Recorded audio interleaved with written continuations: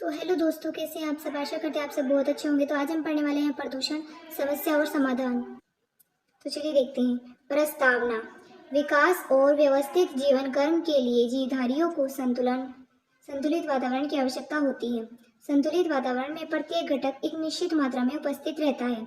कभी कभी वातावरण में एक अथवा अनेक घटकों की मात्रा कम अथवा ज्यादा हो जाया करती है, अथवा वातावरण में बहुत से हानिकारक घटकों का प्रवेश हो जाता है। परिमाणतः वातावरण दूषित हो जाता है, जो जीवधारियों के लिए किसी न किसी रूप में हानिकारक सिद्ध होता है।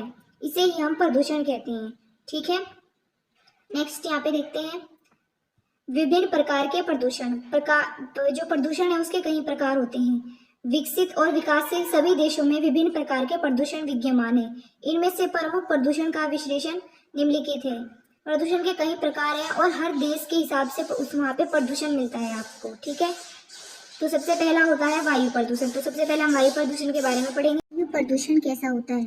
वायु प्रदूषण में विद्यमान विभिन्न प्रकार की गैस एक विशेष अनुपात में अपनी क्रियाओं द्वारा वायुमंडल में ऑक्सीजन और कार्बन डाइऑक्साइड का संतुलन बनाए रखते हैं, किंतु मनुष्य अपनी अज्ञानता के कारण तथा आवश्यकता के नाम पर इस संतुलन को बिगाड़ता रहता है। हमारे पर्यावरण में जो हमारा पर्यावरण है उसमें समान मात्रा में हर एक जो है गैस उपस्थित है, लेकिन जो मनुष्य है अपनी आवश्यकताओं के अनुसार अपनी अज्ञानताओं के कारण जो है इस संतुलन को बिगाड़ने में लगा हुआ है।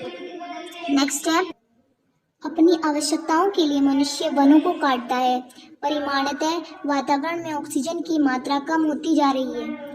मीलों की चिमनियों से निकलने वाले धुएं के कारण वातावरण में विभिन्न प्रकार की हानिकारक गैस बढ़ती चली जा रही है। कोयले और तेल के जलने से सल्फर डाइऑक्साइड गैस उत्पन्न होती है। जो कोयला और तेल है वो जब जलता है तो हमारी गैस उत्पन्न होती है सल्फर डाइऑक्साइड। यह गैस वायु में पहुंचने पर वर्षा या नमी के कारण घुलकर धरती पर पहुंचती है और गंधक का अम्ल बनाती है। यह नसिका में जलन पैदा करती है।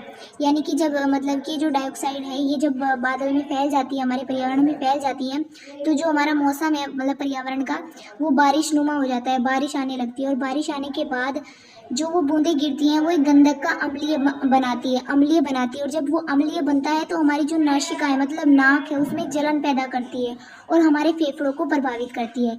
इतना ही नहीं, इससे वस्त्र, धातु और प्राचीन इमारतों को भी क्षति पहुंचती है और इससे बहुत सारी जो इमारतें हैं उनकी जो मतलब मजबूती है वो भी खो जाती है, क्योंकि अम्लीय बहुत नुकसानदायक होता है उसके लिए।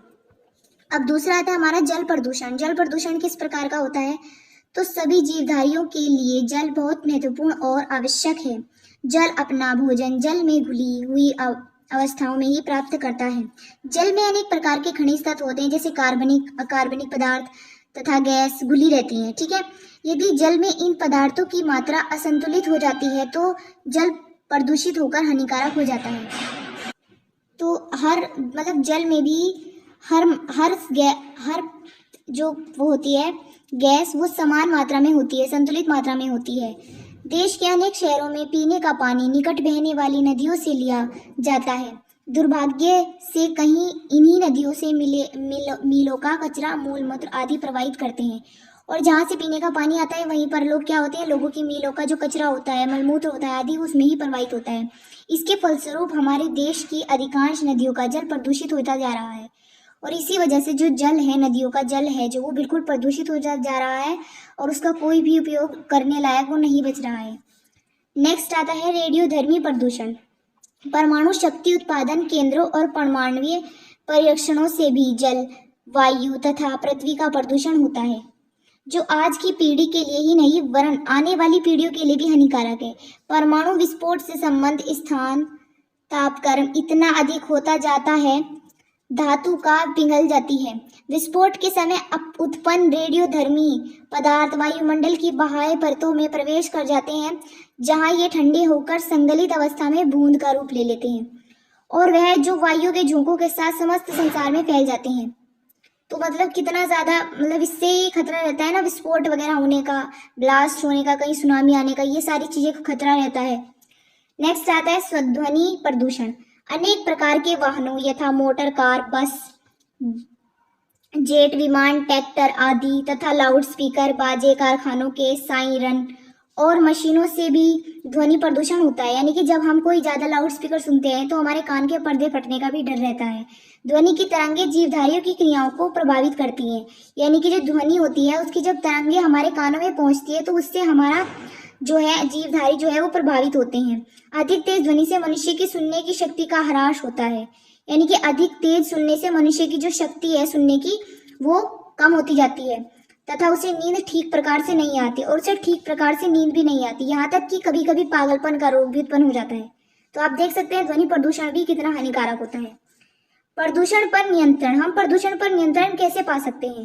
तो प्रदूषण को रोकने के लिए व्यक्तिगत और सरकारी दोनों ही स्तरों पर पूरा प्रयास आवश्यक है। सरकार को भी मिलकर और व्यक्तित्व लोगों को भी मिलकर इस सॉल्यूशन का हल निकालना है। जल प्रदूषण के निवारण एवं नियंत्रण के लिए भारत सरकार ने सन 1974 ईस्वी में जल प्रदूषण निवारण एवं नियंत्रण अधिनियम लागू किया है। इसके अंतर्गत एक केंद्रीय बोर्ड व सभी जो प्रदेश है प्रदूषण नियंत्रण बोर्ड गठित किए गए हैं। इन बोर्डों ने प्रदूषण नियंत्रण की योजना तैयार की है। औद्योगिक कचरे के लिए मानक निर्धारित किए गए हैं। लेकिन पोस्टर वगैरह लगाने से क्या कुछ होगा? नहीं। पोस्टर लगाने से हम लोगों को बता सकते हैं, लेकिन करना हमारा ही फर्ज है, तो हमें करना चाहिए। ठीक है, अब हम देख लेते हैं इसका उपसंहार। सरकार प्रदूषण की रोकथाम के लिए पर्याप्त सजग है। पर्यावरण के प्रति जागरूकता से हम भविष्य में और अधिक अच्छा और स्वस्थ जीवन भी जी सकेंगे और आने वाली पीढ़ी को प्रदूषण के अभिशाप से मुक्ति दिला सकेंगे। अतः सरकार के साथ साथ हम सबका भी यह पुनीत कर्तव्य बनता है कि हम प्रदूषण मुक्त पर्यावरण तैयार करने की दिशा में जागरूक रहें। ये टॉपिक पढ़ने के पॉइंट ऑफ व्यू से ही नहीं बल्कि हमारे लाइफ में भी इसका बहुत बड़ा रोल है। तो हमें प्रदूषण को कम से कम बल्कि बिल्कुल भी नहीं होना चाहिए। प्रदूषण जैसे हो सके प्रदूषण को रोकने की कोशिश करो, लोगों को समझाओ। तो ये कुछ इस प्रकार से है, आप इसको यहाँ से राउट डाउन कर सकते हैं और अपने पेपर की अच्छे से तैयारी कर सकते हैं, क्योंकि ये वाला जो टॉपिक है पर्यावरण प्रदूषण का, ये बहुत ज़्यादा इम्पोर्टेंट होता है। ये हर साल पूछा जाता है, इसका बहुत लगातार सालों से पूछा जा रहा है और ये इस साल भी ये इम्पोर्टेंट है। तो इसको तो आप पक्का कर लीजिए। इसको आप एक बार पढ़ोगे तो ये बिल्कुल याद हो जाएगा। इसके लिए आपको ज़्यादा मेहनत भी नहीं करनी होगी। अगर आपको ये प्रदूषण निबंध अच्छा लगा है तो चैनल को लाइक शेयर सब्सक्राइब जरूर करें। धन्यवाद।